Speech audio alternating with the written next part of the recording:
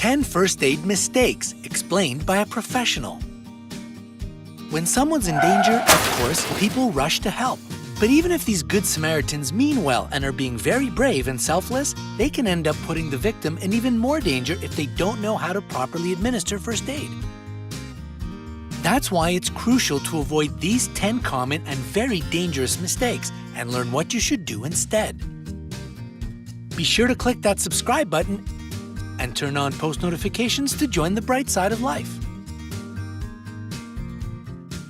Number 10. Tilting your head back during a nosebleed. Nosebleeds can be common since there's so many blood vessels in the nose that are highly sensitive to things like dry air and, well, fingers. There are some situations where nosebleeds are caused by an underlying health issue, in which case you'd need to seek advice from a medical professional. No matter what the reason, we've all been told to tilt our head back whenever we have a nosebleed. But it's high time to ditch this old habit. Tilting your head back can make the blood travel from your nose to your throat, which means you could find yourself choking on or swallowing blood. The best thing to do instead is to apply steady pressure to the bridge of your nose for at least 20 minutes. You'll have to breathe through your mouth this whole time, but you'll safely stop the bleeding. Number 9. Forcing a fainted person to sit up. When someone faints, our immediate course of action is to try to sit them up, especially when shaking them doesn't seem to be helping. Instead of all that, always start by checking their breathing and pulse. If that's all good, leave them on the ground, but raise their legs about 12 inches off the floor. Loosen any restrictive clothing as well. Once they regain consciousness, don't rush to help them back up, as this can just cause them to faint again. Number 8. Putting heat on a sprain or fracture. Ice should be used for acute situations, like suddenly spraining your ankle. Heat is for chronic conditions, like back pain. Heat on a sprain or fracture only increases blood flow and leads to more swelling. The way to go for these types of injuries is always to ice it at first. The ice will help reduce any swelling, bruising, and muscle spasms.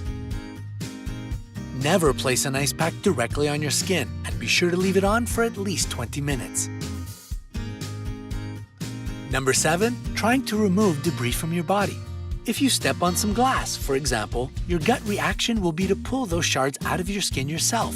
But if the tool you use isn't sterile, or if you underestimate how deep the wound is, you risk getting an infection and doing further damage. So make sure you're using a clean, sterile tool, or leave it in the hands of professionals. When it comes to debris in your eye, it's best to close your eye, put a piece of gauze over it, and head to the hospital. Number 6. Treating a burn too quickly. The first step to treating a burn is to run it under cool water, but a common mistake is to just do it for a few seconds or a couple of minutes tops. If the water is to actually help the skin, you need to hold the burn under it for at least 20 minutes. The heat from the burn can go deep across several layers of skin, so even if your skin is cool on the surface, the heat can still be trapped underneath, which is why you need to expose it to cool water for such a long time. Number 5. Going straight into the Heimlich maneuver for choking victims. The Red Cross has updated their guidelines on how to give first aid to choking victims, so instead of going straight for the Heimlich maneuver, here's what you're supposed to do instead. Stand behind the victim, lean them forward, and give their back 5 quick blows with the heel of your hand. Only if that doesn't work at first can you follow it up with the Heimlich maneuver. Administer 5 quick abdominal thrusts and keep doing it until the airway is unobstructed. Number 4. Putting something in a seizing person's mouth. In a panic-induced state at seeing someone having a seizure, a lot of people immediately try to block the person's mouth for fear of the victim biting their own tongue. This is actually dangerous for the victim and for the person trying to help. Another mistake is trying to restrain the person's movements. The thing to do instead is to turn the person over onto their side, which will help them breathe easier. Also, clear out the area of any dangerous objects the victim could hurt themselves on. Most seizures only last no more than 5 minutes, so you have to stay calm. If it goes past that, however, it's time to call for help. Number 3. Prioritizing mouth-to-mouth resuscitation for heart attack victims. When it comes to cardiac conditions like a heart attack, the first step is to always dial emergency medical services. Then administer chest compressions or CPR. According to the American Heart Association, CPR can double or even triple the chances of someone's survival. Even if the victim isn't breathing and there isn't a heartbeat, the body has enough oxygen that you can help it circulate thanks to CPR. A common mistake is to think that mouth-to-mouth resuscitation is more important than chest compressions. But that's not the case according to the guidelines for CPR set by the American Heart Association. So, now you know that if a person near you collapses from a cardiac condition, focus on chest compressions and don't go near their face. Number 2, not knowing what you're doing.